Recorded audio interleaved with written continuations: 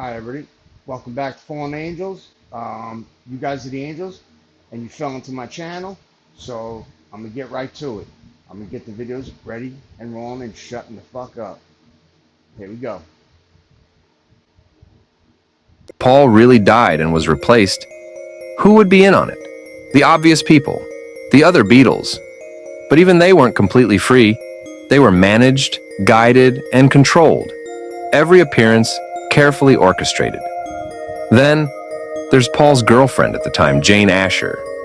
Conveniently, they broke up in 1968, almost as if the timeline had been adjusted, clearing the way for a new relationship. And he was suddenly dating Linda Eastman shortly after.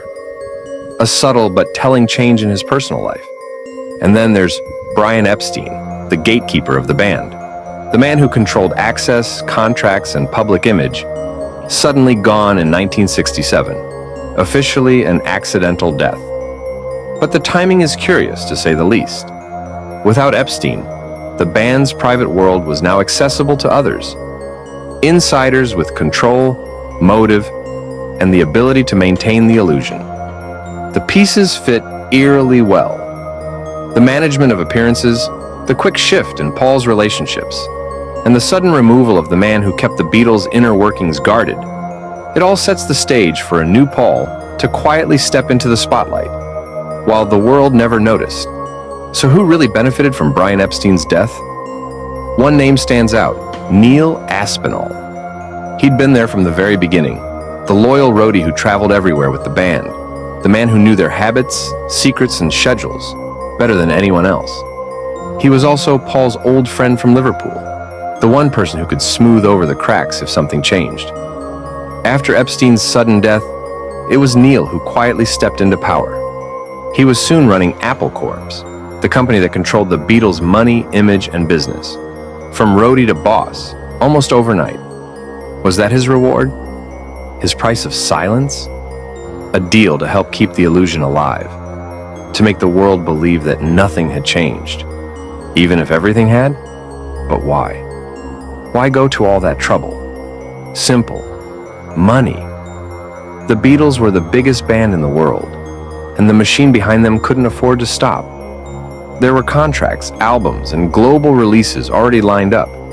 If one Beatle was suddenly gone, everything would collapse. The tours, the merchandise, the empire. After 1966 came a new wave of music. Sgt. Pepper's Lonely Hearts Club Band, Magical Mystery Tour, The White Album, Abbey Road. 4 records, a complete evolution in sound and image. A band reborn. The world said they'd grown up, become experimental. But what if that transformation wasn't creative? What if it was strategic? And then came that final moment. The rooftop performance in 1969. The first time New Paul would play live. The cameras rolled. Viewers, you don't know who the cameraman is. No, You don't know why you're being made to see these things. Nor do I. You're seeing me. I can't even see you. I may be dead by the time you watch this. Very possibly are. You don't know who's the man who's making things he wants you to see. Destroy your television set. Now. You must listen to no orders. That's all I can tell you for this point of humanity. Believe me. I saw a rumor that Goofy's wife fell out at the Grand Canyon. Have you ever heard of that? I've heard something to that effect, but I don't know. Goofy, people ask all the time, who's Goofy's wife? And I have no idea. They've never had an official thing at Disney. There were some cartoons in the 50s where Goofy, and he kind of went through a change to George Geef. He was kind of like an everyman. And he had a wife, but you only saw her hand. It was a human hand. And George, go and pick up the kids and stuff like that. But they've never really expounded upon that. Proof that Hollywood might be evil, part infinity. This next clip I'm about to play from DJ Academics and Joe Budden sent chills down my spine. Roll the clip. It's come to my attention that it's like you are deleting posts from your Instagram to keep your number at 666. Now, That's true. I noticed this a few days ago, but I didn't pay any mind. And now I see it's still there this morning, yet you've been posting quite a bit. So, before we get to the jokes, do we need to have a much more serious intervention about devil worshipping? Well, before we get to the jokes, thank you for that plug. Listen, at AKA DMIKS, yeah, how my Instagram is ran, it's ran. I mean, truly, I gotta let you know the truth. Listen, I do a lot of things. One of the things I do here, I will tell y'all all this. I will tell y'all all this. No. I found it quite ironic that when Joe Budden pressed him on that, he didn't even quite deny it, honestly. He kind of just started rambling about other stuff, which could come off as deflection. Keep in Yeah, a lot of music, a lot of things in music are coming off demonic lately. So let's just say he's not doing it too, you know. It is what it is, I guess. It's unfortunate, but it is what it is. mind, this is somebody who is at the forefront of entertainment, especially hip-hop music in America. He is also linked and reportedly close to many of the celebrities that you guys love. You get paid, whatever. You know what I mean? And it's great. Trap Rage, like that's why I had Sosa executive producer, because a lot of the beats were, inspired by the lyrics for Taylor Swift's new song is very interesting. I mean, you can read this for yourself. You can read this for yourself. Very strange stuff indeed. I will let you come to your own conclusion about this right here. But, like the saying goes, it is always in the details. The devil is in the details, right? And with lyrics like this, maybe she's just joking around, right? Maybe that's it. Maybe there is nothing to this at all, right? Right? Again, you can read it for yourselves. I will let you come to your own conclusion about this. Oh yeah, this video is for entertainment purposes only. Taylor Swift is a great artist, right? They not really popping right now either. You know what I'm saying? So yeah, there's a door open. If I could have dinner with anybody in the world right now, it'll be Farrakhan. Because in this dinner, I want to ask him questions, man. I want to ask him questions that I feel like he only qualified to answer. They showed Farrakhan at the Aretha Franklin tribute, and they invited all of these people there, and they let everybody speak but him.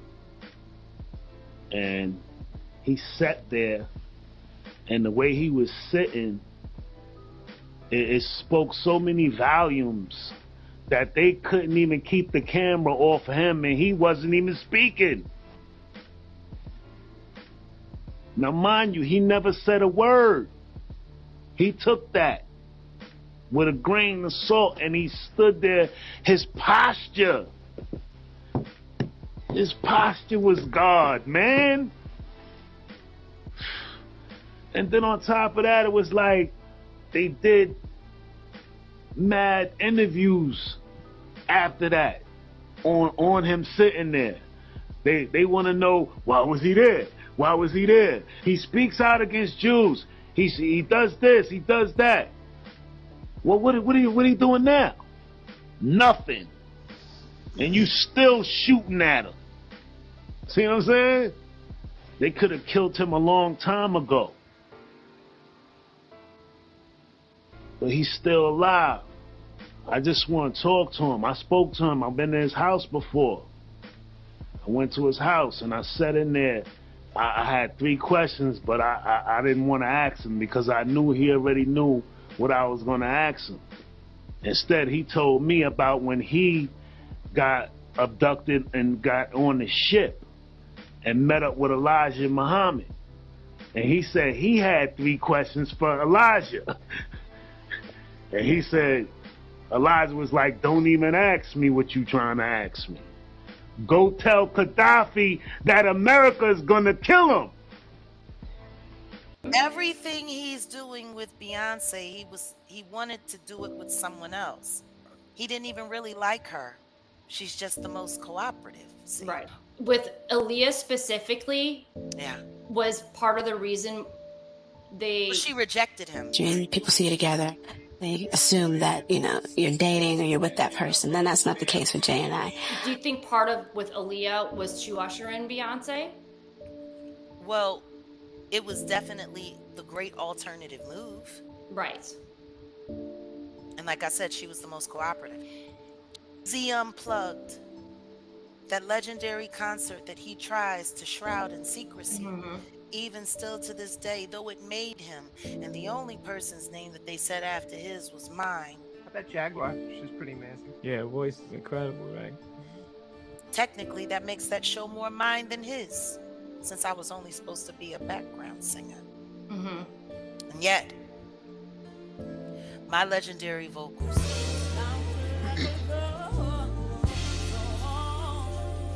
is what made that a classic, and it's what made it possible for him to step into being seen as something more than a street corner dealer. He was seen as an artist because of all of the great art from Philadelphia that was around him. Those weren't New York players, those were Philly players. See, that was the Roots agreeing to open up the floodgates with their influence in Philadelphia to let the Jigga Man come in and do whatever he wanted to do. So basically what happened is Jaguar Wright, you should listen to a lot of the stuff she says. It's been around for a while.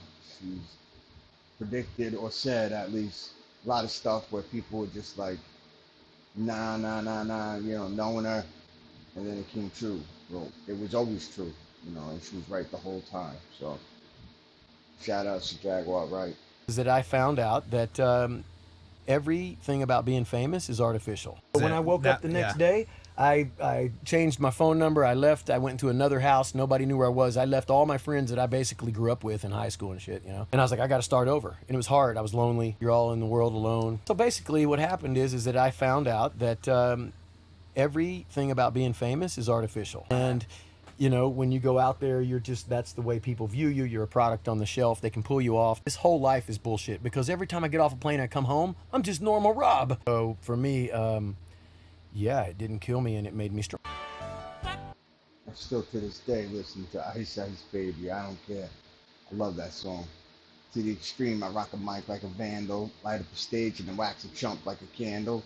Shit is still good. If you don't hear the music, that's because I got a copyright for it and I had to take it out. But if you're here at this point, please give a thumbs up. And if you liked it, definitely give that thumbs up. Subscribe if you like how I'm doing it. I do, you know, I have the TikToks and then I have the girls dancing, you know, on the red screen. So here we go back. Y'all have no idea how dangerous this is, because this is AI. What I'm going to show you later is AI, and at the end of the video I'll show you something that you probably can't even discern between the two of them. Really soon, nothing that you see will be real.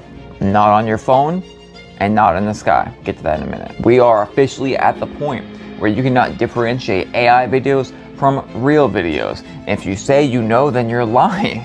You only know because I tagged it as AI, because it says Sora up there, and also because we know this wouldn't happen. Never forget, they are decades ahead of us as far as technology that they have. Now this right here was months ago, if not a year ago. I'll let you watch them and differentiate between them, because it gets a lot harder. But so, what happens when we start seeing all this stuff on our phone and we cannot discern between if it's real or not? What about the people who other people are not really fond of that they're speaking? What about those people? Are we going to see crazy, blatantly weird videos of these people trying to frame them for other things? Even crazier, what about mass delusion or mass deception? You know, Project BB. What could they use with AI with that putting it in the sky to make us think it's real? I started making videos 3 years ago on TikTok, and I said that there is a day coming where what's real will be fake and fake will be real. As it is, they already lie to us blatantly and tell us that we're not seeing things that our eyes are actually seeing. For instance, oh, there's nothing going on over there in the Middle East, it's all just propaganda.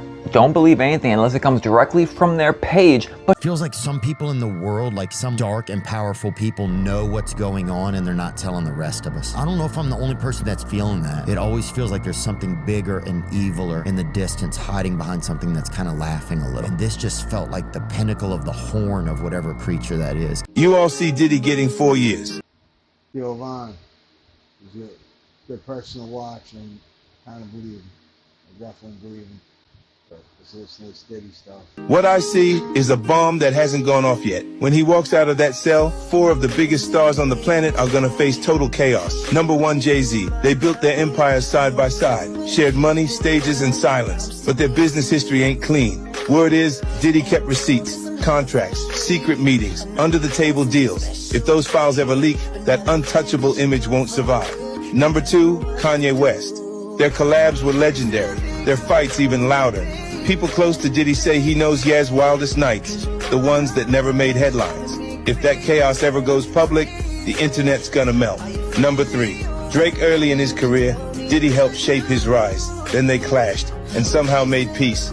But in this business, peace always has a price. Rumor says Diddy's sitting on details Drake would die to keep buried. Secret deals, private favors, the things you'll never see in a headline. Number 4, Justin Bieber. Back when he was just a kid, Diddy called himself the mentor. If he ever speaks on what really happened behind those closed doors, that picture-perfect, clean-cut image could fall apart overnight. If I do this, give them the signs that I'm good, hey, y'all see me start taking pictures? They're like, oh, she giving them signs. I'm like, my eye. They be like, yeah, we got influence. We got her. We gonna get him. What's up, America? Wisconsin state senator hits and kills a mom and kid in a car accident, and then they go and attack the father. So a couple of years ago, a Wisconsin state senator named Janet Bewley was involved in a car accident where she killed a 5-year-old girl and the mother. Now, this took place a couple of years ago, but the behavior of the state senator that followed was very fucking disturbing. By the way, she's a Democrat state senator and she's still in office right now. So this is Wisconsin State Senator Janet Bewley. The day before she hit and killed a mother and child, she had had cataract surgery. Now, everybody in the entire state gets a restriction where you're not allowed to drive for 24 to 48 hours, but apparently she was exempt. And when I mean exempt, she was the first person in the state to not receive that restriction. Funny how that happened after the fact also. She was on several types of medications according to doctors, but during the investigation and after, the toxicology reports simply were not included. On top of that, it's being reported that when the accident happened, she was on the phone conducting an interview while the accident was happening. So she couldn't see properly, more than likely was fucked up, and also on the phone. Now, the father never really found out that it was a state senator. A family member had to tell him that it was a state senator that hit the kid and mother and killed them because a news report came out with it before he was notified. And on top of that, there's some evidence that authorities and the police kind of hid that information and hid all this shit to protect the state senator. So the lawyers for the senator started threatening the father after the fact also because he was telling his story to the news and on social media. So the lawyers for the senator, the Democrat Senator Bewley, reached out to the grieving father to tell him, shut up or we're going to sue you. On top of that, Senator Bewley never said once that she was sorry, only went into PR mode to protect her reputation and her image. Like I said, she's still a state senator right now in Wisconsin. That's what kind of Democrats they have up there apparently in Wisconsin. Somebody that will kill the mother and kid and then fucking pretend it didn't happen and go into a PR tizzy to protect themselves. What a fucking psycho. What a pile of shit. So it'd be real nice maybe if a federal agency could investigate this pile and see what the fuck's going on. If the government shut down, then who is gonna... That was a piece of shit lady. That was wrong how they handled that. Poor father. Poor father. spy on me and start regime change wars? Like, honestly, who is gonna do that? It honestly just feels lonely jacking off without the CIA looking through the people. Who am I even showing off for? You think I wrote slut on my forehead and red lipstick for me? Without the government, I might have to go to downtown Baltimore and get my money stolen the old-fashioned way. Analog theft. I don't even know what opinions I'm allowed to have on Israel and Palestine anymore. I'm just at NYU campus with a blank poster board. Tell me what to think, Daddy. Imagine being a politician having to rely exclusively on your $15 million a year from insider trading. Can you imagine what they're going through right now? אבל אנחנו הולכים למסלול התנגשות עם הממשל האמריקאי. ארצות הברית זה לא מקשה אחת, זה לא מקשה אחת. יש את הסנאט, יש את הקונגרס, יש את הכוח היהודי שהוא עצום, יותר חזק משהיה אי פעם. יש דעת קהל, יש לנו כוחות כבירים בדעת הקהל שמתנגדים למדיניות הזאת, גדולי הפרשנים. אמריקה לא תכפה עלינו.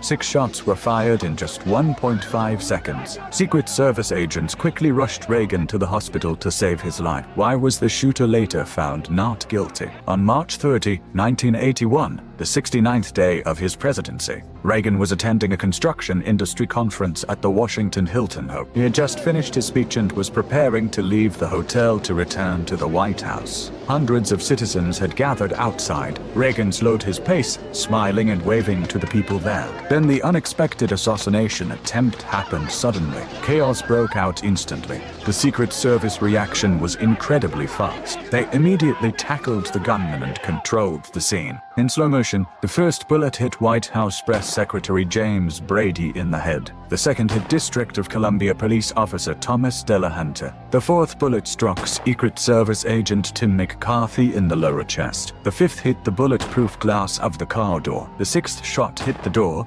and ricochet struck Reagan in the lung. The motorcade immediately headed to George Washington University Hospital nearby. They arrived just 3 minutes later. Doctors worked for nearly 3 hours and managed to save Reagan's life. Back at the scene, police cars and ambulances arrived within minutes. Everyone was panicked and terrified. Some people were also drawn by the sudden event. The investigation later found that the shooter, John Hinckley, suffered from mental illness. He tried to assassinate Reagan to get the attention of actress Jodie Foster. He thought it would make him a hero in the public eye. After a long trial and psychological evaluation, Hinckley was found not guilty. He was sent to a psychiatric hospital for treatment. It was not until 2022 that Hinckley was released from all court supervision and became a... What is going on with Epstein files? Play this clip. How would you blokes like to make some real money?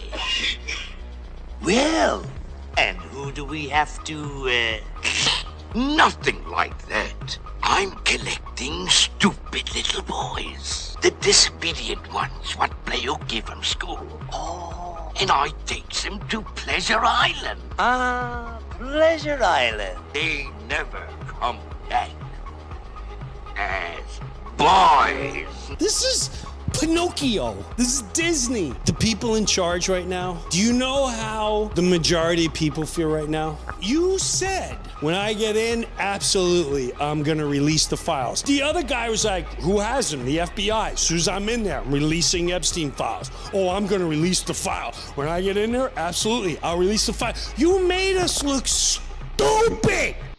You ever wonder why everybody's walking around with those little white pods in their ear? You think it's just about music? Nah. Let me show you the rabbit hole they don't want you to see. AirPods, they weren't built to be sleek and wireless. They're mini data collectors. Every time you pop them in, they're mapping your location, your movements, how often you're even using them. And if you do not believe me, go read the patents. They're equipped with accelerometers, gyros, proximity sensors, microphones that don't just hear you, but the environment that you're in. And then all of that, it transfers back to servers, creating a profile of you, your habits, your biometrics, and your daily rhythms. And get this, the frequency that they emit is around the same range as the old wired headphones that we used to use. Constant pulses right next to your brain. They can literally nudge your mood, your attention, and how you even respond to ads without even realizing it. It's the perfect Trojan horse. You pay hundreds for the privilege of carrying a live mic, location tag, and a frequency emitter right next to your skull. So do your own research because the patents, they're public. And once you see that rabbit hole, you can't unsee it. So protect yourself, or at least you already know what you're really plugging into. To all the awakened only. If you're not awakened, scroll on, scroll on. Y'all see a lot of people waking up, right? And you see a lot of people, like the masses waking up. I have a question. Is this one of your concerns? The world wakes up, and you know we've had nothing but global resets, and people that are awakened are remembering why these global resets happen. It's because the vibration of the planet rises and they reset us. Have any of y'all worried about maybe that this time isn't such a reset and it is a depopulation agenda, and that is the depopulation agenda? Because that is my one concern about the whole planet waking up. Even though I strongly believe with conviction the prophecy of us uniting and taking us back and bringing heaven on earth, I do believe that. What if I'm wrong? What if we reset and they reestablish their Cabbage Patch agenda? Have any of y'all thought of that? Or is that a concern? Or am I alone? Peace to God. If I break, that's what I was thinking too. Like I don't know what they have up their sleeves, but the elites, the 1% of 1%, you know, those guys, they have that $32 trillion world underground. I think their goal is to make us done. You know, at least like 500 million people will be left on the world, and they got robots and AI to do everything. Every bit of job, every bit of art, every bit of movie, everything. Sex dolls, you know, everything. So I hope that ain't true though. I really do, but I think I see that's their plan at least. Whether it gets accomplished or not, I think that's all up to us, you know?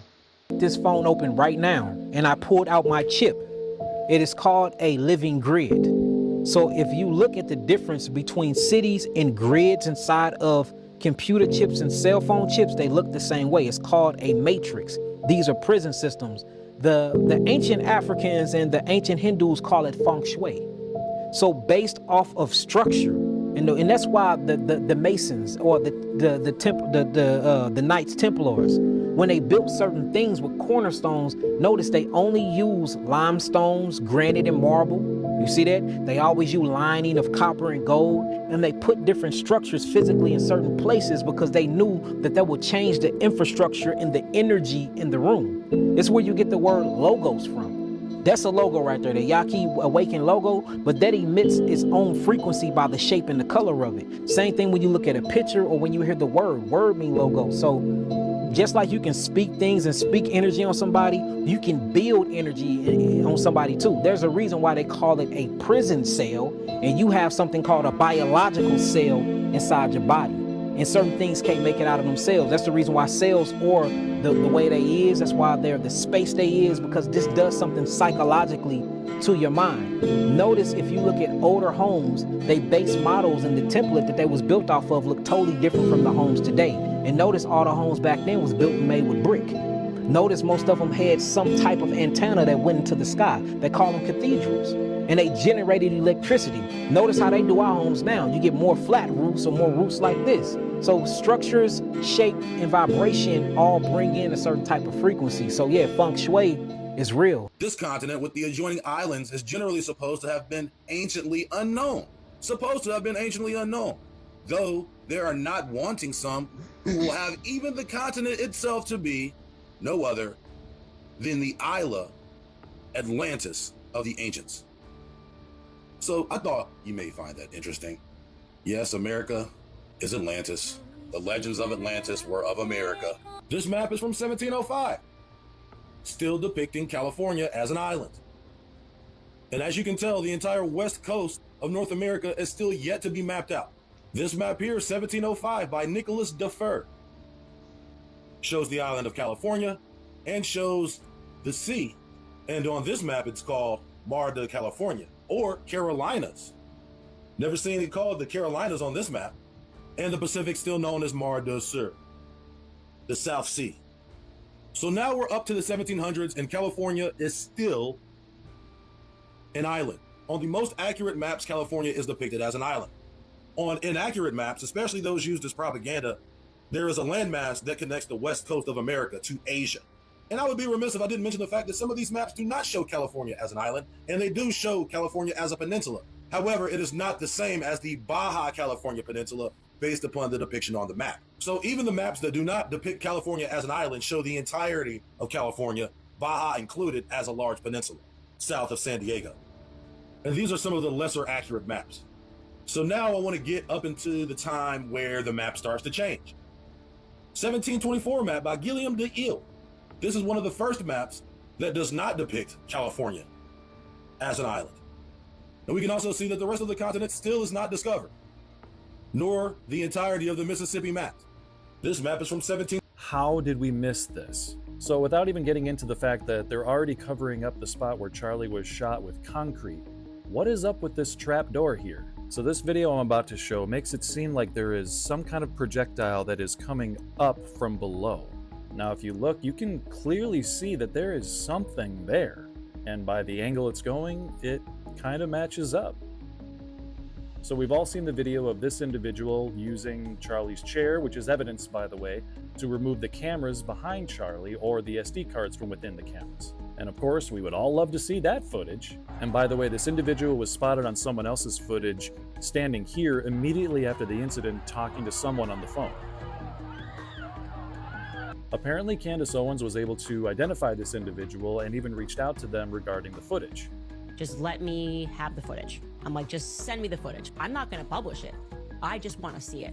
She said this individual shared with her the footage, and this is what she had to say about it. First and foremost, there is nothing gory about this shot at all. The thing that really stood out to me, and I just kept asking him to replay it over and over and over again, is that there's no blood. There's no. It's a bigger problem than looting the agricultural. A lot of weird stuff that's going on with that Charlie Kirk case, and you know, I don't know enough about it. I mean, I've been learning as much as I can about it, so I do know a lot about it, but just I can't figure it out. I can't get to the bottom of it. There's a lot of mysterious stuff that's going on with it. A lot of stuff that happened that hasn't happened in those cases, those type of cases, like the messing around with the evidence, the reconstructing over where it took place, and you know, a lot of stuff was different with this case. So I don't know. So your thoughts? I want to know if you have any opinions about it. Write it down below. Expansion. When I'm using Google Earth, sometimes I'll like roll the satellite date back to get a better visual. When I did that at a couple sites, I would start to notice like, holy hell, there used to be ruins here that weren't there anymore. When I say not there anymore, I mean not even a trace of them. So I went to some of these sites and I found that this isn't local farmers. Like it would be a different story in my heart and in my, you know, perception of this if it was a local family trying to grow sustenance for themselves. This was corporate agriculture that just came in and eviscerated a site.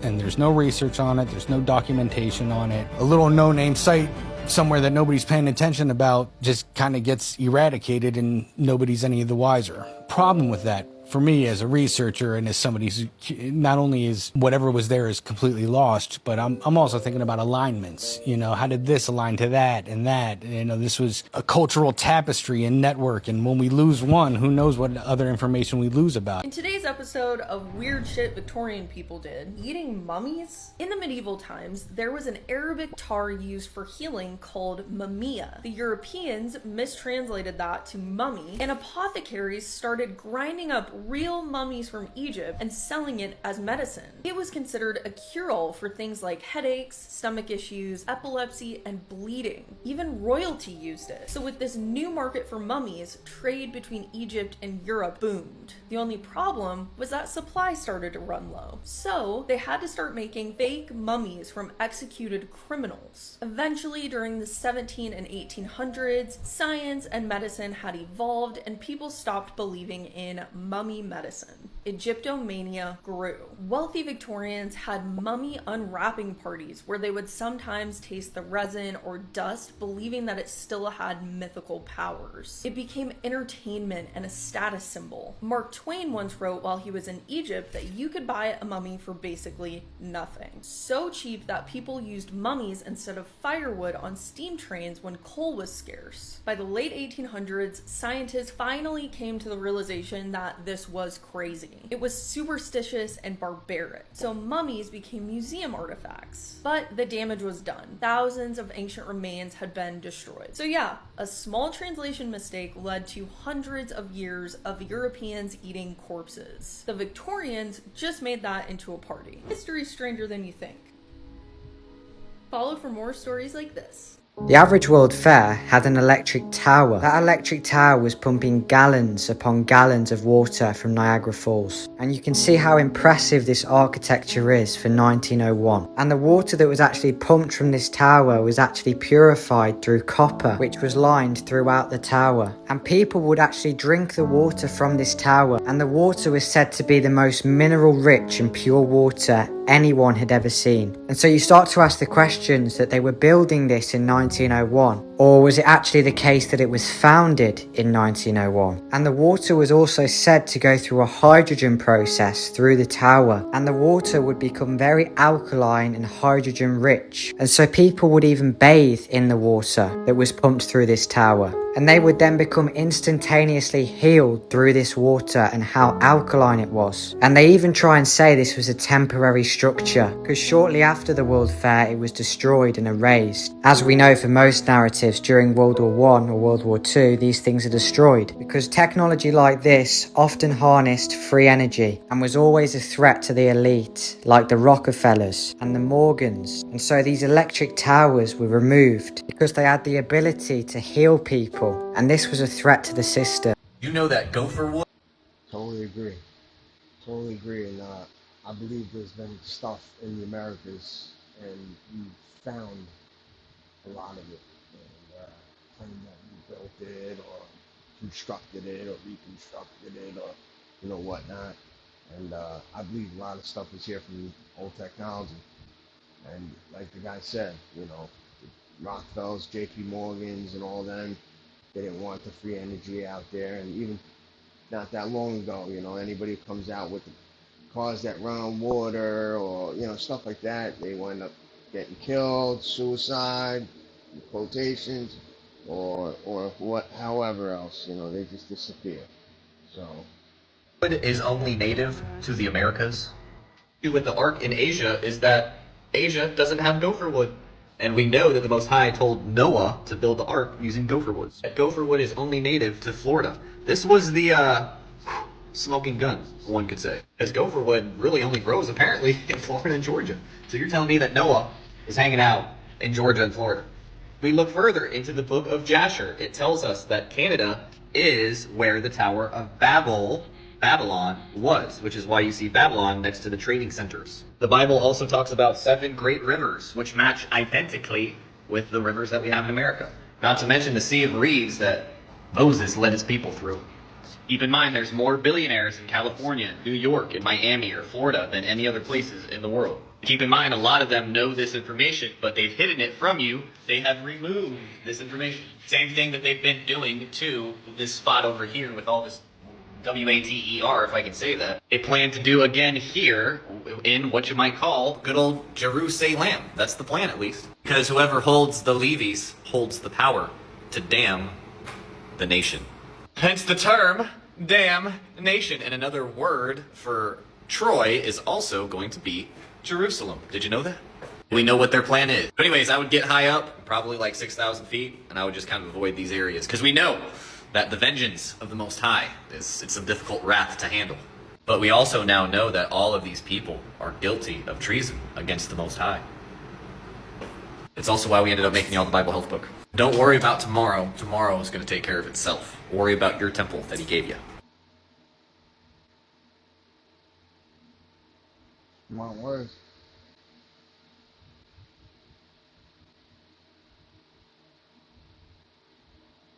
Back in 1953, the Bronx Zoo thought they were about to make history. You see, they had two rare platypuses, Penelope and Cecil, and they were hoping these two would be the first to ever breed in America. But that's when things took a wild turn, because Penelope, the female, suddenly started acting weird. She dug herself into a burrow, stayed there for days, and when she came out, she was eating like crazy. And she was also gathering leaves like she was about to lay eggs. And the zookeepers were convinced she was pregnant, so they gave her double the food and treated her like she was royalty. But months went by and still no baby platypuses. And when the staff finally dug up her burrow to check on the eggs, they found absolutely nothing, just dirt. It seems Penelope had tricked everyone, even faking the pregnancy just to get some extra meals. And it gets even crazier. After months of living the good life, Penelope escaped her platypusery and vanished into the zoo grounds, sadly leaving poor Cecil behind, and the very next day he literally died of heartbreak. If John Denver faked his death and became Steve Irwin, well then, where did Steve Irwin, who died from a stingray stinging him to the chest, go? And where did his son go? And where did his wife go?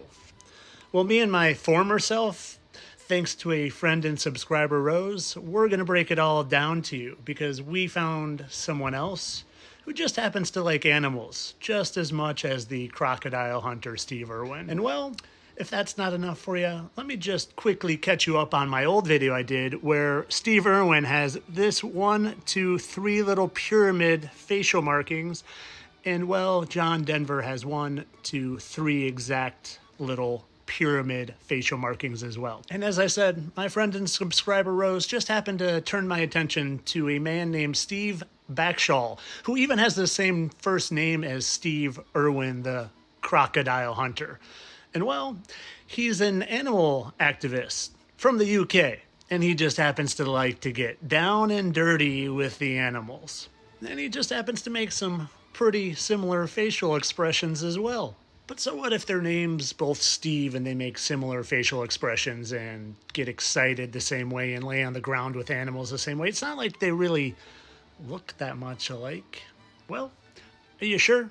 Yeah, you're sure that if you didn't just change his hair color and give him a haircut and maybe beef up his under chin a little bit and maybe clean up that schnoz just a little, that they wouldn't look pretty darn similar?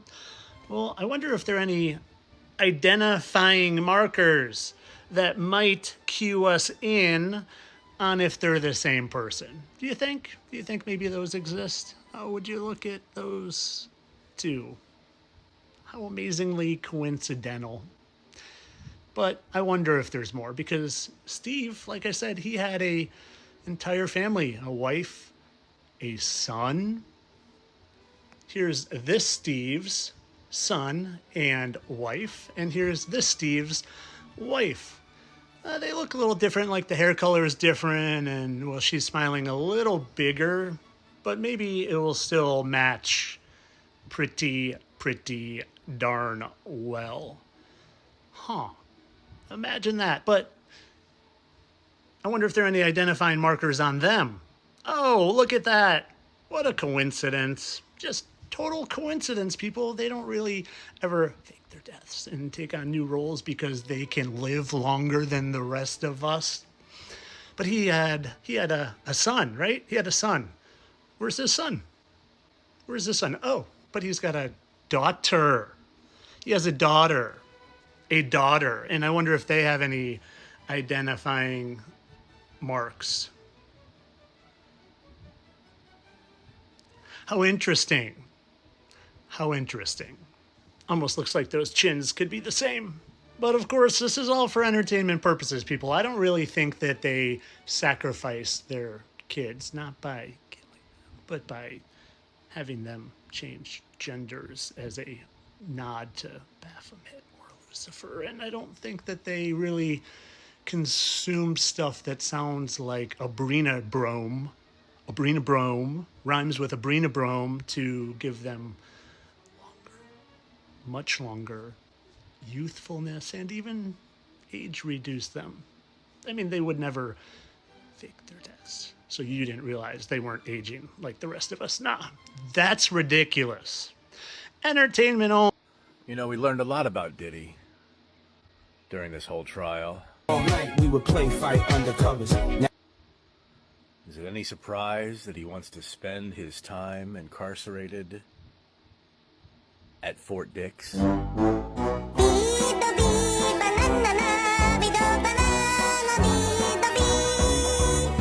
To change its velocity. That means it is physically impossible for this object to just be a rock. It has to be something else. And the next level of weirdness is that not only was Oumuamua traveling through space in a way that we've never seen before, it also looked really strange while doing it. When we try and make an image of something in outer space, all we really have to go on is the amount of sunlight being reflected off of it. Giant bodies like Saturn and Jupiter reflect a giant amount of light, and that allows us to see them clearly even though they are really far away. But when it comes to something relatively small, like an asteroid, all we see is the faint little blip of light reflecting off that object. Most asteroids are not very reflective because they are just rocks, and they are mostly round in shape, so we expect to see a relatively consistent and dim reflection. Oumuamua did something unexpected. For one, it's a very bright object, highly reflective, indicating that it's probably not made of rock. And thing two, as we observed this light in the sky, it was not consistent.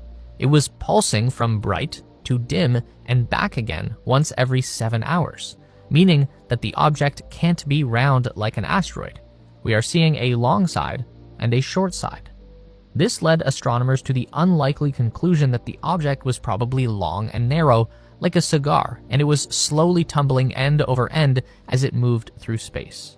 Although this could also be explained by an object that was saucer-shaped, wide and flat, and thin, also tumbling as it moved, but telling people that you saw a flying saucer that came from another star might start to sound a little crazy. Unless that's actually what happened, in which case, aliens. Is Oumuamua an alien spacecraft? This is the point where the History Channel would try and tell you that it is, and it could be, but we are just here to present what we know and let you draw your own conclusion. But this is pretty weird. People get hung up on the way Oumuamua looks, and it is unusual, but don't forget, it's actually the object's unexplained change in velocity that makes it so strange. It's what gives some credibility to the alien hypothesis. So here's the deal. It's normal for a comet to accelerate when it passes by the sun because comets are essentially just big chunks of ice that come from deep out in our solar system. The Oort cloud. There's all kinds of weird random frozen stuff out there. It's like the bottom of your deep freezer. Occasionally, one of them loops through the inner solar system, and as it gets closer to the sun, the ice begins to transform into gas. This is called sublimation, which is different from melting because the ice never becomes liquid. It goes straight from solid to gas. That's what gives the comet its fuzzy halo, also known as the coma, and its long tail. There's also a lot of dust that gets released as the ice sublimates too. Anyway, the point is that all of the off-gassing will act just like a thruster on a spaceship. So if the sun is heating one side of the comet, it's going to shoot more gas out in that direction, and the force will push the... Did you know Malcolm X was trying to come back into the nation before he died? No. And the Honorable Elijah Muhammad told him, well, if you want to come back, you have to put out some of the fires that you've started. Who knows? That day at the Audubon Ballroom, Malcolm might have been standing on that rostrum prepared to put out the fires, but before he can put them out, somebody opened fire on him. Not the nation. We didn't kill Malcolm X. The same people that bombed Tulsa, Oklahoma, Black Wall Street. Yes, sir. The same people that broke the Garvey movement. That killed Martin the same Luther King people Jr. that put the Tuskegee experiment that killed Dr. King. It's the same government that assassinated Malcolm X. And the way of the devil is throw the rock, hide your hand. And in this case, they didn't just throw the rock and hide their hand, but they actually threw the rock, hid their hand, and then blamed the throwing of the rock on somebody else, and it's us. But we didn't throw that rock. We didn't kill Malcolm X. Not the FOI. The FBI killed Malcolm X. What do you think about politics right now and everything that's going on in politics? Kamala Harris, Cory Booker, and everything that's going on in the Democratic Party. What are your thoughts? Politics, and it's rough, you know, whether it's the Democrats or the Republican, it's just challenge, you know, to get involved, really. I mean, because everything seems like it's the same flavor with a different label on it. A Canadian man was just sentenced to 9 months in jail for questioning the Holocaust online. Meanwhile, in Mexico, President Claudia Sheinbaum is trying to pass anti-meme laws, making it possible to imprison you for up to 6 years for posting memes. They're closing in on freedom of speech, people, and it's only a matter of time before it makes its way to America. So while it's still legal, I just gotta say, fuck the investigating mysteries. UK, they even are locking people up in the middle of the night for just a tweet that they might have done, you know. So their freedom of speech is pretty much gone at that point. And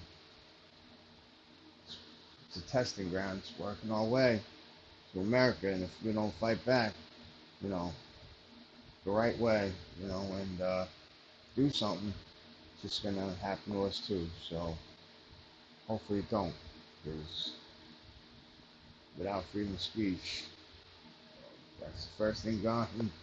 We're gonna lose everything.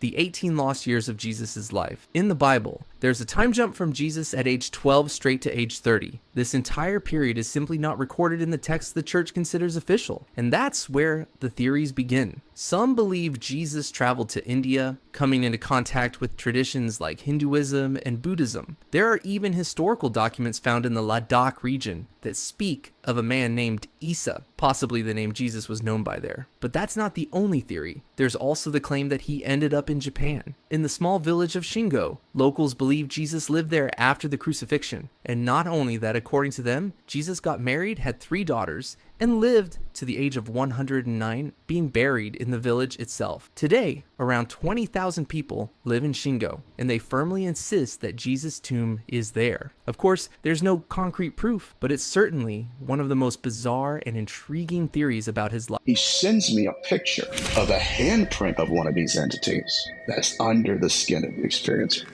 When people think that they're trying to raise our consciousness, no. They want to say they're aliens and extraterrestrial, but they're using occult rituals on us.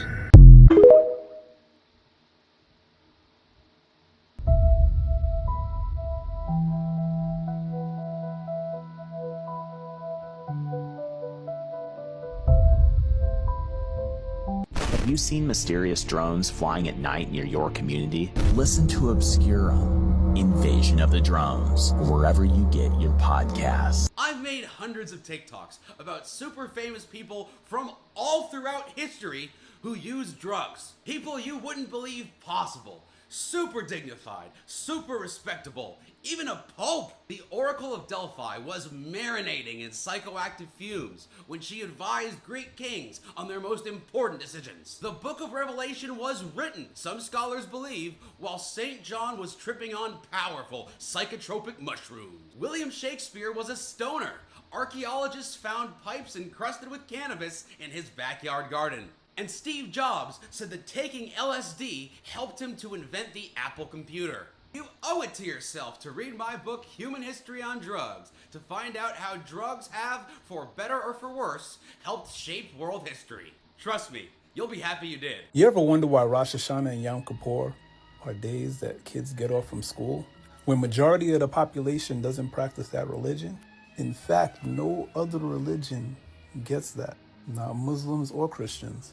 No days off for Ash Wednesday, no days off for Good Friday, no days off for Ramadan. But after this Charlie Kirk incident, it finally makes... I'm telling you, they ain't all from up there. Some of them from ahead of us. Future folks, they already been here, they just looping back. So you're saying the aliens time travel? Yeah. One of the most important voices in the story, Jeffrey Epstein's victims. Epstein's crimes weren't just about powerful people doing powerful things. His crimes were about the systemic rape of children and those who assisted him in that crime. We're talking about an estimate of 1,000 victims, according to federal investigators, far more than previously known. 150 people received compensation from his estate, but the FBI says he harmed many more. And the recruitment system that he used targeted vulnerable girls, children, many of whom had been abused before or were runaways. And this wasn't just some random thing, it was calculated. Virginia Giuffre, who tragically died by suicide this year, described being, quote, passed around like a platter of fruit to powerful men. She was 17 at the time. A woman testified that she was abused starting at age 14.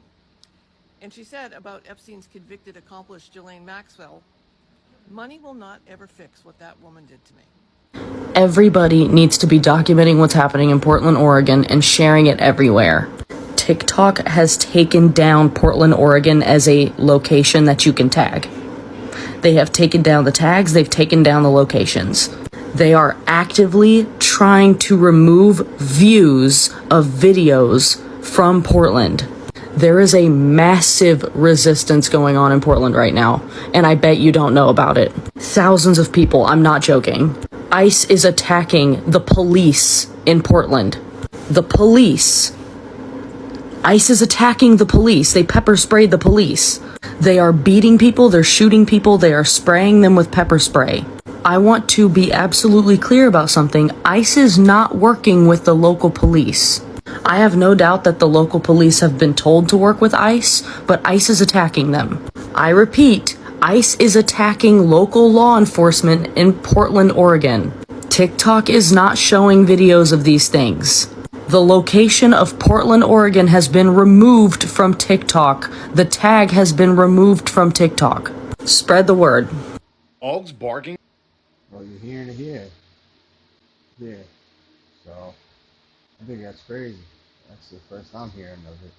That is absolutely crazy. It's a shame. Is a government experiment to terrorize people in poverty. Check this out. Do y'all hear the dog? There's a dog barking in the background. One time, 2 weeks ago, I was like stoned, and I woke up at 2 in the morning, still stoned, and I heard that dog barking.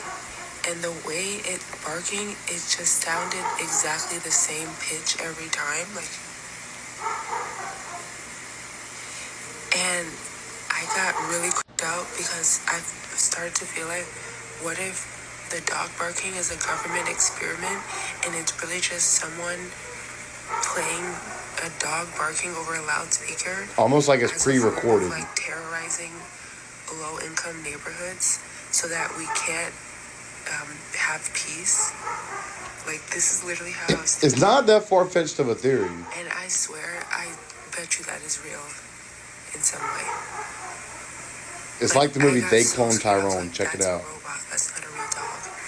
It's kind of like how in San Francisco, some businesses will play classical music super loud over the speakers outside of their business so that homeless people won't loiter and, you know, hang out or sleep. And of course, a lot of homeless people will still stay out there and still sleep anyways, despite the music, but Stay weird, y'all. it creeped me out thinking that, like, wow, like, this could all be... Everyone should know this, by the way. Everyone everywhere in the world. If you're bitten or stung by something with venom, if you want to track how it is affecting your body and how it's spreading, take a Sharpie and circle the redness and puffy area as quickly as you can. Okay. Wait an hour and circle it again. Wait another hour and circle it again. 10 minutes, 15 minutes, whatever. If you can see that it's growing and spreading, it means you're having a reaction to the venom. If it stays that size, like, you know, when we get a bee sting, you get a big red welt, right? If that continues to grow, it means that you're having a reaction to that venom and you need antihistamine. What if time was purposely changed? In October of 1582, that is exactly what happened. People went to bed on October 4th and woke up on October 15th. Pope Gregory in the Catholic Church had literally reset the calendar. The reason was to fix time drifting and keep Easter in spring. But for ordinary people, it meant lost birthdays, wages, lost. Farmers lost 10 days of harvest. It caused chaos. Some resisted, some rioted. People called it a plot by the Catholic Church. Local merchants couldn't even trade with other countries because now they're suddenly 10 days apart. But in time, everybody had to fall in line. Commerce, taxes, even faith itself, all now measured by the Gregorian calendar. Here's a deeper truth. In so doing, humanity stopped living by God's intended law. The law written into creation. Days marked by sun, months by moon, feasts tied to seasons and harvests. We were ripped out of God's rhythm and placed into man-made time. So if you feel disconnected, Maybe it's because you were born into a system that broke the law you were intended to live by. My friends, if they change time, I will ask people, do you know what Einstein won his Nobel Prize for? He was awarded the Nobel Prize in 1923. And most people will say either relativity or E equals MC squared. Right. But in fact, he won his Nobel Prize for the work that he did to articulate and quantify the photoelectric effect. And the photoelectric effect, again, is, can you explain that just briefly one more time? In the very simplest of terms, it is the process by which light becomes electricity. Right. He also, in that paper, defines light as part particle and part wave. So you can see the particles of light striking certain materials like selenium or cesium, and that causes a disturbance in the electron orbits of those atoms that causes electrons to spin out. And from that, you can create an electrical current. Are we on a prison planet run by demons? But you say yes. 100%. But if we get out of the firmament, that's not the prison planet anymore. No. And that's in the ice wall. Yeah, over the ice wall. Which is in like Antarctica or something? Yeah, but it's hard to get there because America and everybody in the world can't agree on, but they agree I can't go there. That's weird. Everyone agrees that no one can go there. Yeah, because that's where everything at, and that's where life is at. Even the ice will save your life, right? You go over and take some ice, come over there, the blue ice, you're gonna cure everything. Just by taking it and putting it in your body. They don't want you to have that because they want you to go to the doctor. And the doctor not here for you to be healthy. It's here to keep you unhealthy, right? It's going to give you things that that patch up the sickness instead of healing it. It's like a Band-Aid, not a cure. Yeah, they don't heal it. They patch it up and send you home. That's how they make their money. Yeah, but I don't understand that because just the way the world is now, everybody is sick. But sickness is not real. The synagogue of Satan. Listen, hospitals, doctors and all that stuff, if they cured everybody, just cured, they're gonna go broke. So they don't want that. So they're just giving you just enough to keep you alive and well, to keep yourself working, take a day off or two from work for being sick. Because a healthy patient is worth nothing. You know, a sick, keeping you sick, but just hampering down your the syndromes of it, you know, like the cold. They got the cold medicine. Doesn't make the cold go away, but the symptoms of it, runny nose and stuff like that, they'll take care of that, but they won't cure you. But I'm gonna have to end it right there. I hope you guys liked it, and I'll keep coming back. I'll keep doing it this way. If you guys got anything to say, write it down below in the comments. And remember, hit the like button because we definitely need that. Let's break this algorithm. And hit subscribe so I can move on up. I'll talk to you guys later. Love you guys. All right, Fallen Angels. All right, back to the team. So I'm going to put all this stuff back on. Sorry, guys. Stop scrolling. You're witnessing history in the making. 2 hurricanes are now closer to each other than 2 hurricanes have ever been since satellites began recording in 1966. We're now watching to see if something called the Fujiwara effect takes place. And if it does, it's gonna send forecasters reeling. I know because I'm one of them. Right now, Hurricane Imelda and Hurricane Umberto are less than 500 miles apart. That is almost unheard of. It's pretty much the closest pair of hurricanes we've ever recorded. So why does it matter, and what's the Fujiwara effect? It's when 2 hurricanes get so close to each other that they start to influence each other's strength, direction, and track. And there are 4 ways this can go. They can start an orbiting dance, kind of a stormy carousel, if you will. We call it a hurricane waltz. They might just nudge each other apart and go their separate ways. In rare cases, they can crash into each other, literally merge into a bigger storm. Or they can completely change each other's paths and send them off in unexpected directions. This effect has only happened a handful of times in history, especially between 2 hurricanes. It's super rare, which makes it more difficult to forecast, it makes it more difficult for the computer models to pick up on, and it certainly makes it more interesting for meteorologists like me. So if you're seeing me for the first time, my name is Jody Kodish. I'm a meteorologist of over 20 years. It's kind of my jam. It's kind of my thing that I like to really teach people about what's going on so that you're not just dealing with the weather, you're experiencing it. You're understanding it. You're coming away from my content, my videos going, I didn't know that. Like, I won't put a video out unless it has that aspect. And if you learned something today, hitting the like button or reposting or putting it in your stories, any of those things would be greatly appreciated. Nice to meet you. Have a great day. The world's oldest mummies were just found, and they're nowhere near Egypt. When we think of mummies, we often think of Egypt, where the oldest mummies are around 4,500 years old. But now, scientists found mummies much older than that, and that too on the other side of the world in Southeast Asia and China. Several archaeological sites there contained human burials ranging from 4,000 all the way to 14,000 years old. The study was published last week and examined 54 pre-Neolithic human burials from 11 different sites across these regions. Many of the human remains were found like this, in tight squatting positions. And this was really interesting, with traces of burning. Findings consistent with the remains being smoke dried over an open fire over prolonged periods of time before being buried as part of the mummification process. Now, you may look at these images and think these are not mummies. But just a reminder that the word mummy simply refers to the process of preserving a body. This leads to a bigger question about humans and burials. There are now several examples around the world, Egypt, Peru, and now Southeast Asia and China, of ancient humans mummifying their dead. We know why ancient Egyptians mummified their dead, but why did this even older community in Southeast Asia and China mummify their dead? What significance did it have for them? It's one of those things where it's really interesting to see an idea, a tradition, or in this case, a ritual pop up in multiple and separate places around the world at around the same time. If you like science, we're sharing like... I don't think enough people talk about how weird this guy is. George W. Bush had a habit of butchering common phrases and mixing up his words that it even became its own term called Bushism. The most famous of which was sampled in a J. Cole song.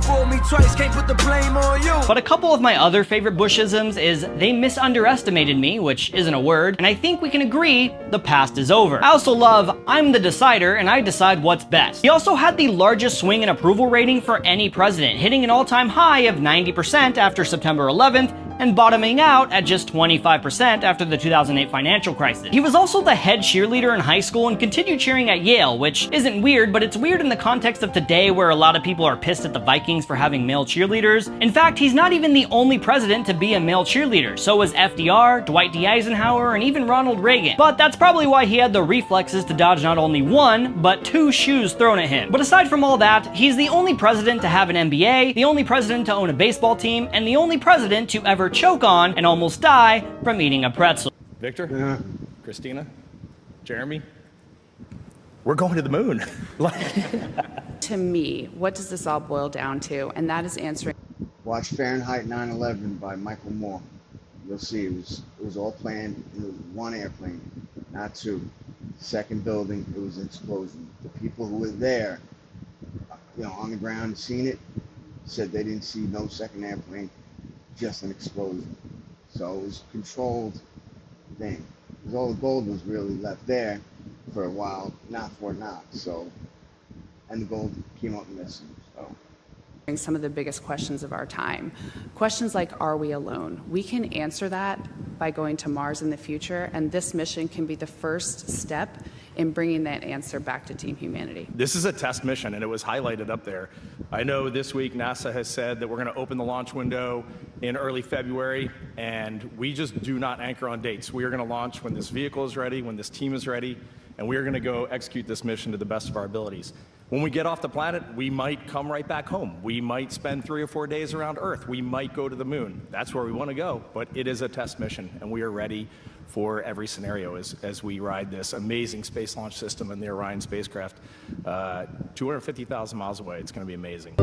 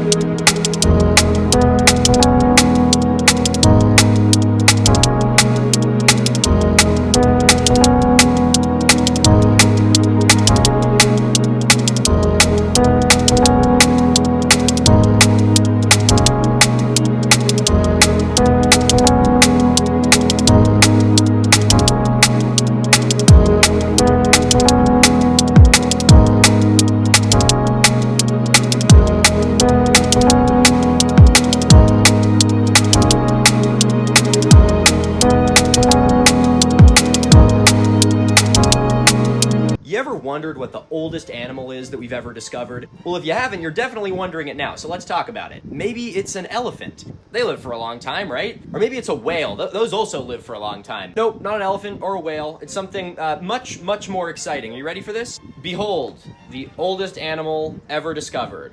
This clam, whose name is Ming. Ming was dredged up by researchers off the coast of Iceland in 2006. Now, when they first found him, they just thought Ming was a clam. You know, he hadn't made an introduction yet. They brought Ming and a bunch of his buddies back to their lab for study. One of their data points was looking at how old the clams were, which you can actually do fairly easily. The clam shells are deposited in layers like tree rings. So if you count the layers, you can figure out how old the clam is. Fortunately, you can't do this while the clam's alive, so they had to freeze all of them. And it was only after that that they sampled Ming and learned that it was 507 years old. It'd be really cool to make a discovery like this, but it would also come with the realization that you just killed the oldest single individual animal on the planet. Rip Ming, 1499 to 2006, you traded your shells for... So Shania Twain, her grandpa is Mark Twain. A lot of people don't realize that. And the crazy thing is, not only are they related, but Mark Twain actually wrote I Feel Like a Woman. If you put Huck Finn and I Feel Like a Woman, the lyrics from it, side by side, I mean, you can really see his writing come through. So yeah, a lot of people don't realize that, man. That's one of those Music Row secrets.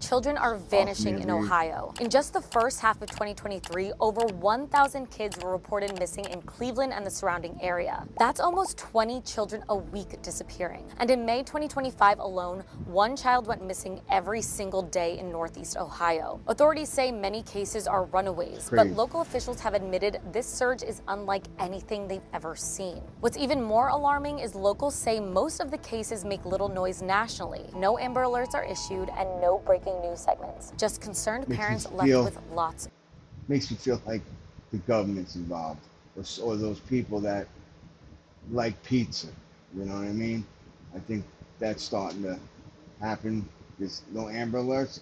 That's not how you do it. That's fucked up. Of questions. Advocates warn these missing children, especially those from marginalized communities, are at heightened risk of trafficking, gang recruitment, and exploitation. But in early September, there appeared to be a breakthrough. In a 30-day sweep called Operation Trident, authorities recovered 10 missing children and arrested more than 130 violent fugitives, including murder suspects and individuals accused of gun and sex crimes. And while this does bring some reprieve to the community, thousands are still left missing. Families are begging for answers and organizing their own searches. Earlier this year, Governor Mike DeWine launched Ohio's new missing persons working group to help curb disappearances and locate these children. But with Cleveland reporting nearly 3,000 kids missing in 2024 and over 16,000 cases across Ohio, many are left wondering, what is happening? Have you seen this video where Bill Hader literally shapeshifts into Tom Cruise and then Seth Rogen?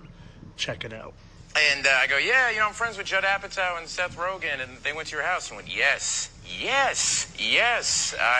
did come to my house. And I said, Seth Rogen was like, you know, it was amazing. He has like a bike track in his backyard. It's phenomenal. and I did a Seth Rogen impression, and it was like I did a magic trick. Tom Cruise was like, yeah. I don't mean to be rude, but I cannot tell you how many people have sent this to me telling me to check it out because Bill Hader is a shapeshifter. But it doesn't take much research, people, not at all, to just go find the original clip. And I go, yeah, you know, I'm friends with Judd Apatow and Seth Rogen, and they went to your house and went, yes. They did come to my house. And I said, Seth Rogen was like, you know, it was amazing. He has like a bike track in his backyard. It's phenomenal. And I did a Seth Rogen impression, and it was like I did a magic trick. Tom Cruise was like, yeah. No shape-shifting, just AI or a good filter. And people have been sending this to me for 2 years. And for 2 years, I've been saying, it's just a filter, people. And look, I realize that was a little bit ahead of time for what most people think that AI has come.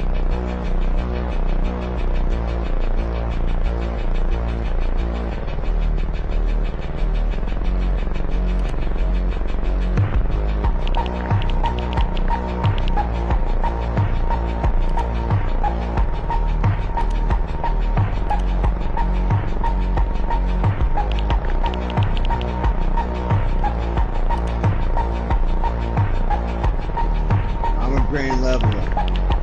Look that up. You listen to Apathy, song Grand Leveler. Lastly, to my friend Charlie Kirk, rest down, brother. We have the watch, and I'll see you in Valhalla.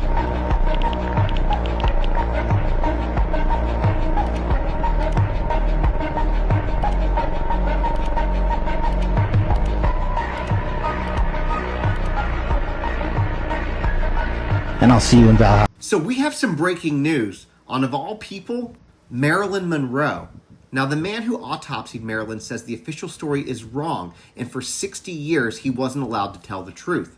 Dr. Thomas Noguchi was just 35 years old when he was assigned to examine the body of the most famous woman in the world. She was found nude, face down, her hand still resting on the phone, and the official cause of death was listed as probable taking her own life from sleeping pills. But Dr. Noguchi says that never added up, and here were the first red flags. He was brand new, still on probation, and somehow he got handed this massive celebrity case. Not the chief coroner, not even a senior. They wanted to silence her because JFK was telling her everything. So they took him out, and they took her out, cleaned up all the evidence. Pathologist. But he did the autopsy professionally, and what he... And the little patsy they used as the suspect that killed JFK, they got someone else, I forgot the name. I did know it. What's the fucking guy? He killed Wilkes Booth while he was before court, where he could talk and say everything. And that guy also got taken out. So they cleaned up all the evidence. What he found was interesting. And what he didn't find was even more interesting. Now, what he found were fatal levels of barbiturates in her blood, but what he didn't find were any pills, not even pill residue in her stomach. There were also no needle marks anywhere on her body, despite conspiracy theories that you might have heard. And then get this, the toxicology lab decided not to test her organs further. They destroyed the samples before any follow-up could happen. Dr. Noguchi wanted more tests. He had questions, but he was silenced. And look, I know that you guys are wondering how old Dr. Noguchi is, given the fact that this happened so long ago. But this is him, and at 98 years old, he's finally speaking out because what does he have to lose? So what was it? Did she take her own life, or was she silenced? Make sure to follow and let me know what you think in the comments, and don't forget to check out my Substack where the full breakdown is already up. This one runs deeper than we were ever told, y'all. That night, Air Force One carrying President Kennedy's body arrived in Washington, D.C. On that very plane, Lyndon Johnson took the oath of office. As the aircraft touched down, the nation's heart stood still with grief. The simple yet dignified casket was carefully unloaded and transferred to the hearse, beginning this national farewell. First Lady Jacqueline Kennedy, her expression solemn, with traces of her husband's blood still staining her dress, rode in the same vehicle as his casket side by side into the night. Shortly after, newly sworn Minus and President Lyndon Johnson and his wife appeared before cameras. His face bore exhaustion and shock, his voice quiet yet resolute. We have suffered a loss that cannot be weighed. The state funeral procession moved toward the Capitol building, lined with representatives from all states and walks of life. There, Mrs. Kennedy and her children touched the casket one last time. She clenched her jaw, fighting desperately to hold back tears. Tens of thousands of Americans came to mourn minus no political divisions, no racial differences, just raw sorrow. The president's casket was then placed on a horse-drawn caisson. 3 year minus old John F. Kennedy Jr. stood by his mother's side and solemnly saluted his father's casket. In that moment, America's heart broke completely. The procession moved slowly past Capitol Hill and the Memorial Avenue, finally reaching Arlington National Cemetery. The honor guard carefully folded the American flag and presented it to Jacqueline. As she accepted the flag, she accepted history itself. Today, President Kennedy rests on the hills of Arlington, where an eternal flame burns at his gravesite. The Secret Service is sharing this morning that they found and dismantled a network of electronic devices in the New York tri-state area that they say could conduct a wide range of telecommunication attacks. Officials say they uncovered more than 100,000 SIM cards and 300 servers that could shut down the cellular network and interfere with emergency responses. The Secret Service said there was no clear link to the UN General Assembly, but the proximity of these devices to the conference led them to disrupt the network and try and mitigate the potential threat. The investigation is ongoing. We are extremely fortunate. At this time, we have no loss of life or no injuries. It is a ventilation shaft connected to the boiler, which collapsed. We believe that's where the explosion occurred, but that's going to be for our fire marshals and the NYPD and all of our investigative partners to investigate and explore.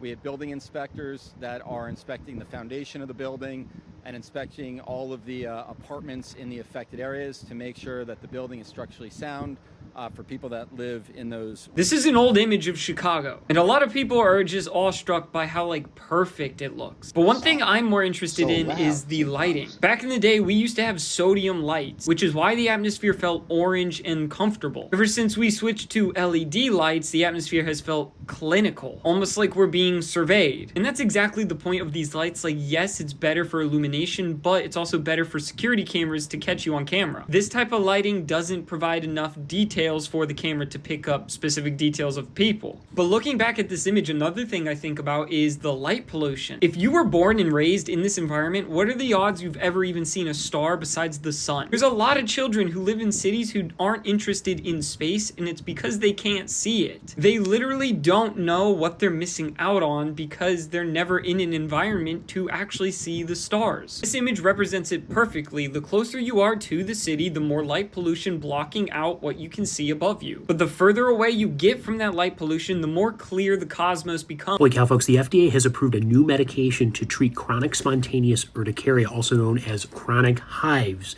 that lasts for more than 6 weeks despite taking high doses of antihistamines. It's called remibrutinib, also known as Rapsido. This is an oral medication taken twice a day that inhibits an enzyme called Bruton's tyrosine kinase, or BTK, to decrease the activation of mast cells that would then release histamine, causing hives, based off of 2 clinical trials, Remix 1 and Remix 2, that showed significant reduction in the amount of hives and itching that had occurred in those patients, and roughly about 31% of the patients in the clinical trial who were on the medication had complete remission of their symptoms while they're on the medication. Now, this was a well-tolerated medication for most people, but there was a small percentage that reported bruising and a rash called petechiae, and something worth talking with your doctor about. But this is exciting that we have a new medication available for people who suffer from chronic hives, which affects about 1%. Linda Cadwell was the one and only wife of Bruce Lee. She lived with him for 9 years, and they had 2 children. They were incredibly happy together. Unfortunately, Bruce died in 1973 under mysterious circumstances, shocking the entire world. Since then, her life has completely changed. What has her life been like after the death of her husband, and where is she now? Watch the full video to find out. Don't forget to like the video, subscribe to the channel, and hit the bell icon to get notified as I upload a new video. Let's go on. The sudden death of Kung Fu's finest legend, Bruce Lee, was a real shock not only to his family, but to the whole world. At his funeral, over 20,000 mourners gathered in the streets of Hong Kong to bid a final farewell to the departed superstar. His wife, Linda Cadwell, attended the funeral full of tears and sadness that cannot be described with words. With her husband's demise, she was left with 2 young kids in her care, and she did everything she could to raise them in the best way. However, another sad event was about to happen to the family. Before becoming Bruce Lee's wife, and long before he became famous on screens, Linda Lee Cadwell was an ordinary girl. She was born on March 21st, 1945, in Everett, Washington, and belonged to a middle-class family. Linda is of Swedish-Irish-English descent, which gives her remarkable beauty and posture. When Linda was just 5 years old, her father passed away, and it was a tough time for her to accept. After this, her family decided to move to Seattle. Linda attended Garfield High School and completed her basic education there. She then went on to the University of Washington to become a teacher. It was at the university that she first met Bruce Lee. Bruce came to demonstrate Kung Fu in a class, and Linda was there watching. Reflecting on that encounter, Linda said, "From the very first moment I met him, I thought, this guy is something else." Did you know that Aretha Franklin had her first child when she was only 12 years old? Let's talk about it.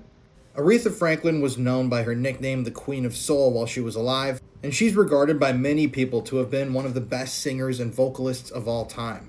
And she undoubtedly was one of the most influential musical artists to ever exist. Now, throughout her life, Aretha did a lot of interviews and a lot of press tours, but she never really wanted to speak about the father of her children, and that's probably because she had her first child, like I said, when she was just 12 years old, meaning that she would have gotten pregnant when she was 11 years old or had just turned 12. Now, even up until Aretha's death, nobody knew who the father was, even though some people did have some suspicions. But in 2019, about a year after Aretha died, some wills were found tucked away in a sofa and in a locked vault. And in those wills that Aretha hand wrote, she revealed who she said was the father of the kids. She said that the father of the child she had at 12 years old, named Clarence, was a man named Edward Jordan Sr. And just a few years later, when Aretha was 15 years old, she had another child who she also claimed was fathered by Edward Jordan Sr.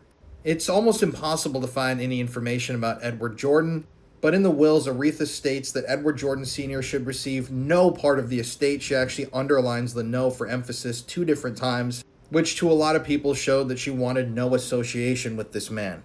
It's always just crazy to me and think that someone back then could father a child with a 12-year-old girl and that it was, not frowned upon or illegal.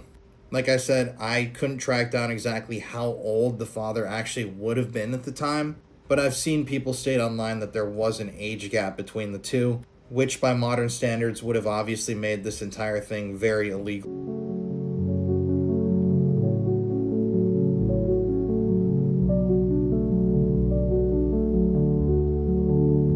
Hannah Brown, a TikToker who went to Charlie Kirk's memorial, is now having a mass unfollowing. After a video came out of Hannah Brown at Charlie Kirk's memorial, she instantly lost over 100,000 followers on TikTok.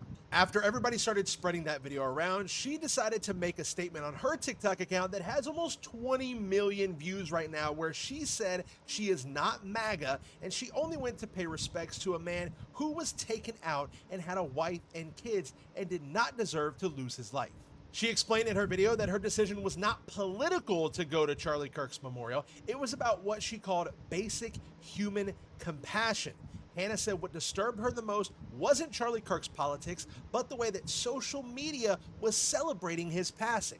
But despite her explaining that, people did not accept that as a reason for going to Charlie Kirk's memorial. Some of her fans accuse her of defending his rhetoric. Others question why she would show compassion here while ignoring violence against marginalized groups.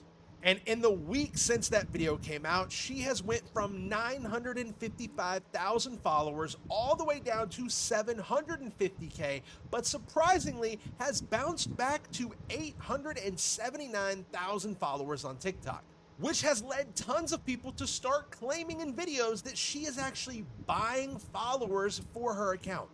On top of them accusing her of buying followers, other people are saying that she's now going to turn into a political commentator and go all the way to the right, claiming that the left canceled her on social media.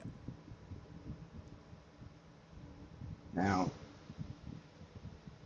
something like that is ridiculous. You lose those fans.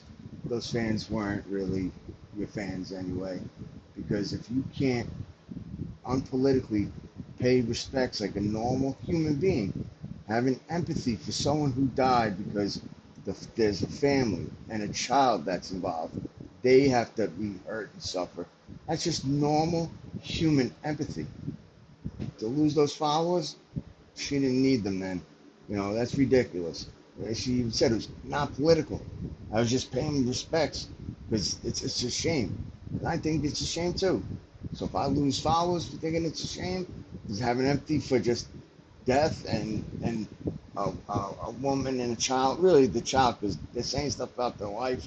I don't know yet, so I don't want to, but there's a child involved too. Come on, man. But if you like those girls that are dancing, Give a thumbs up because it's from my fiance. She allowed it, and she makes it. She makes it for me. She's my manager of this channel.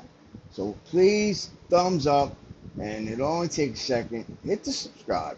I want to hit the milestones and shit, man. Come on and hit the subscribe. Hit the thumbs up. I got videos, old videos that are like 17,000 or 12,000 views and all that shit. Come on, hit the thumbs up and subscribe. I hope you guys enjoy yourself. I hope you enjoyed watching this video. I'm gonna be making more constantly. I'm gonna try to do it every day. I'm gonna try, but put your comments below too. What you want me to react to, and I'll do it. I always do what I'm told. It's your channel. I'm just a talking head. See you guys later. Bring